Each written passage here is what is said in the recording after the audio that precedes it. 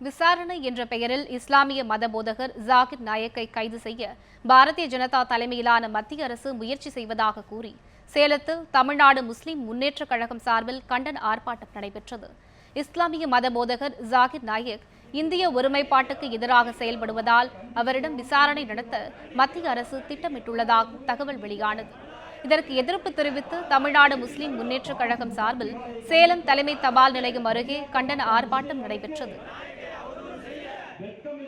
1ஆம் தேதி நடைபெற்ற அந்த சம்பவத்தில் ஜாகிர் நாயக் அவர்கள் சொல்லாத ஒரு கருத்தை சொன்னதாக இந்தியாவில் இருக்கக்கூடிய சங் பரிவார ஊடகங்கள் ஒரு உண்மைக்கு புறம்பான ஒரு செய்தியை வெளியிட்டு அதன் மூலமாக மத்தியில் ஆண்டு கொண்டிருக்கின்ற பிஜேபி அரசு ஜாகிர் நாயக் அவர்களை தடை செய்து அவருடைய பிரச்சாரங்கள் அவருடைய பணிகளை தடை செய்கின்ற வகையில் அவர்கள் மீது அவருடைய செயல்பாடுகளை ஆய்வு செய்து அவரை கைது செய்யக்கூடிய ஒரு நடவடிக்கையின் மூலம் ஒரு முயற்சியை மேற்கொண்டிருக்கின்றது.